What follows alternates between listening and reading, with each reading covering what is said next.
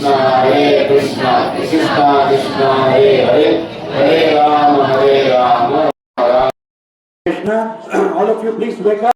We have one from His Holiness Jai Swami Guru Maharaj. All those who are sleeping, please wake up. Haribol! Goranga! Goranga! Now you can go back to sleep.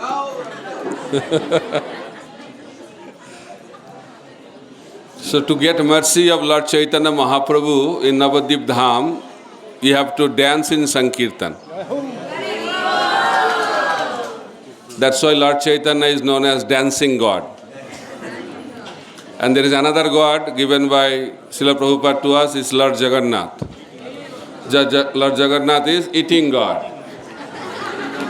So two gods, very interesting process. You have to dance, sing and dance, and when you are hungry, eat prasad, and again dance and go back home, back to Godhead.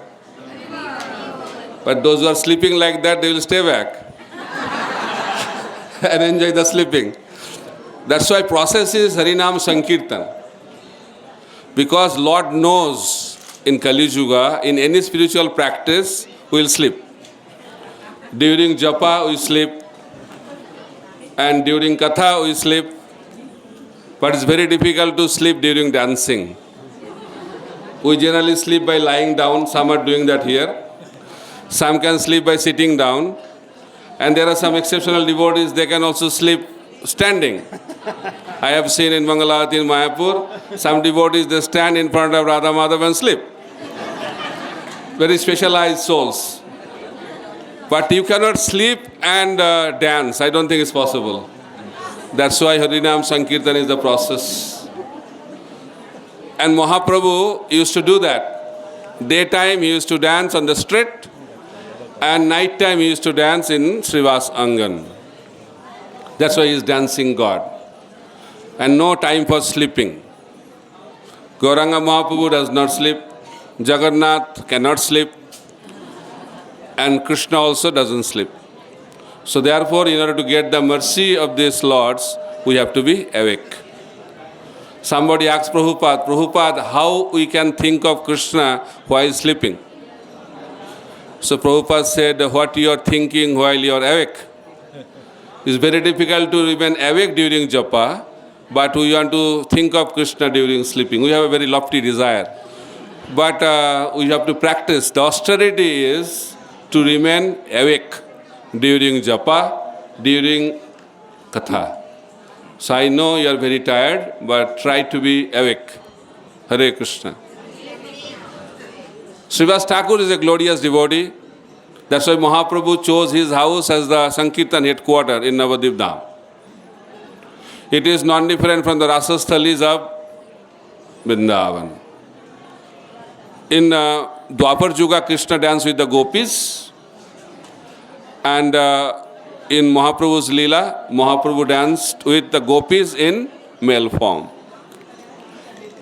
That's why in Srivas Angan, only confidential devotees were allowed.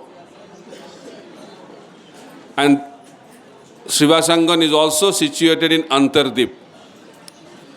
Antardip is the island where the process is fully surrendered. Atma Nivedan. So therefore, this is the topmost place in Nabadwip Dham. And Mahaprabhu did lot of pastimes in Srivas Angan. One day, Mahaprabhu told Srivas, you are a grihastha. You have a big family. But whole day, whole night only do Haribol, then how you can maintain your family? Do something practical. We also hear this kind of comments, those who are in grihastha order of life. It's practical to say these things. But Srivas, what he did, he clapped his hands 3 times. And Srivas explained, first clap means I will fast for the first day. Second clap means fasting for the second day. And third clap means fasting for the third day. And after that, if you don't do anything, Ganges is nearby. I'll go to the Ganges and give up my life. That was Srivas Thakur. Mahaprabhu declared, one day may come that goddess of fortune may have to beg on the street. That can happen. But Srivas, in your house, there will be no scarcity. Saying Haribol is wonderful, clapping is also wonderful. But in order to achieve that level, you have to know what Srivas was. Rather, what is the position of Srivas. One day, Mahaprabhu was dancing in Sankirtan in Srivas Angan. Srivas was hearing some sound was coming from inside, inner chambers. Then Srivas wanted to check what was going on. So he entered inside and saw that his own son died. Then Srivas was very happy and jubilant. He said, my son is so fortunate. He left his body in front of the Supreme Lord Gauranga Mahaprabhu while he was dancing in Sankirtan. He achieved his perfection. Then Srivas continued, dear ladies, if the sound of your crying disturbs the Sankirtan of Mahaprabhu, then I'll go to the Ganges and give up my body, and then you can cry as much as you want. Immediately, all sound stopped. That is the level of devotional service of Srivas Thakur. Since Srivas Thakur's place, Mahaprabhu called Haridas. Haridas, I want to give you some benediction. I want to make you Brahma. I want to give you 8 mystic siddhis. I can make you king of heaven. Whatever you want, I'll give you. Haridas said, my dear Lord, don't allure me like this. But Mahaprabhu said, I am in the mood of giving. You have to take something. Some benediction you have to ask. Then Haridas said, my dear Lord, I don't have any problem taking birth again. But please give me the benediction that I can take birth in a family of a devotee. And that birth can be in the form of a dog or can be in the form of an insect. But that should happen in the house of a devotee. The Brahma who became Haridas Thakur, he is asking benediction to become a dog in the house of a Vaishnava family. That is our position. Bhakti Vinod Thakur says, we are the dogs of Vaishnavas. That is our best position, and Haridas Thakur wanted that position, and that happened in the house of Srivas. Then we are sitting in the place of a great devotee, Murari Gupta Prabhu. And Maharaj already explained about Murari Gupta. But I'll say something about Hanuman, who came as Murari Gupta. So Hanuman is a very glorious devotee. In Dasya Rasa, he is the topmost devotee. So he was a hero. He was the hero in Treta Yuga. In the war, he was the topmost warrior. But in Dapar Yuga, he became the flag of Arjuna's chariot. But he never complained, oh, my dear Lord, I did so much in Treta Yuga, but your reciprocation is that you made me flag. Hero becomes zero. Actor becomes spectator. And he never told, oh, for you to inspire Arjuna, you have to speak Bhagavad Gita. But in your form as Lord Ram, you did not have to inspire me like that. He was not comparing, complaining, anything like that. Because Hanuman is not interested to become a hero, or he is not becoming sad by becoming a zero. His only intention is to please the Supreme Personality of Godhead, Lord Ram. That's why he is the supreme devotee. and how dear Hanuman is. So Lord Ramchandra released a book containing all the names of his devotees who remember him. So Hanuman got the news and he came to check the book. From first page to last page, many names were mentioned, but somehow the name of Hanuman was not there. So Hanuman felt a little sad, not because his name was not there, but he thought maybe I have not done any service to Lord Ram, so he was feeling very sad. Lord Ramchandra understood that Hanuman is sad. He asked him, what happened? What happened? Hanuman revealed the thing. He said, no problem, my dear Lord. Then Lord said, which book you saw? Then Hanuman said, I only had one book. He said, it's not like that. That is part 1. I have released another book, that is part 2. Part 1 contains the name of the devotees who remember me. Part 2 contains the names of the devotees whom I remember all the time. That is not the end of the pastime. Then Hanuman was again became excited to see the second book, part 2. She went to check the names there. From first page to last page, only one name, that is the name of Hanuman. So Hanuman is very, very dear. Another story. So Vibhishana came to take shelter of Lord Ram.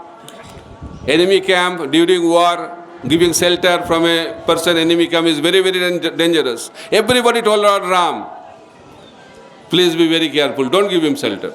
But Hanuman was very, very favorable. Anyway, Lord Ramchandra said, whoever will come to me, I'll give shelter. So Lord Ram gave him shelter. Not only gave him shelter, he made him the king of Lanka, declared before war ended. Devotees were very surprised and asked Lord Ram that you have made Vibhishan as the king of Lanka. In case, by chance, if Ravana comes and surrenders himself to you, then what will you do? You already have given Lanka to Vibhishana. Lord Ram said, don't worry. I have made arrangement for Ravana also. What is the arrangement? He said, I will give Ayodhya to Ravana. So really? Then what will happen to poor Bharat? You already have given Ayodhya to Bharat. He said, don't worry about Bharat. I will give whole Vaikuntha planet to Bharat. Then one devotee was very curious, my dear Lord, Ayodhya is gone, Lanka is gone, Vaikuntha is gone. So where you will rule? He said, don't worry about that. I have an eternal kingdom. And that eternal kingdom is the heart of Hanuman.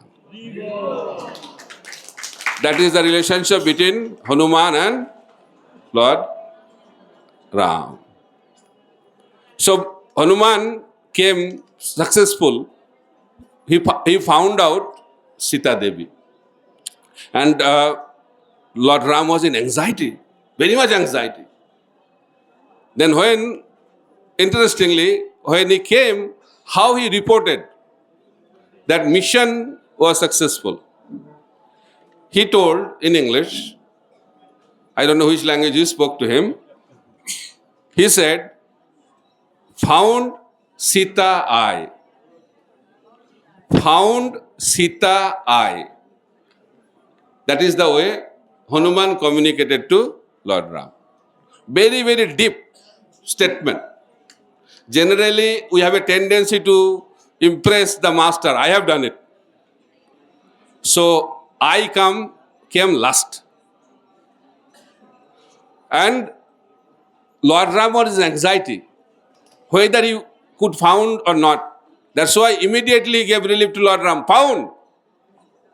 So Lord Ram said, oh, he found. Who? Sita. But who found? That's not so important. So that is very, very important service attitude. That's why he is the topmost servant. He is a selfless servant. And is very, very simple-hearted.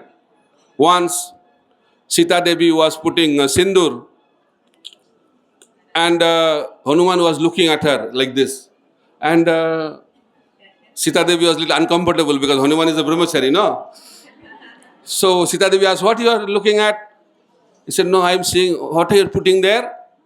He said, I am putting sindur. Then he said, why?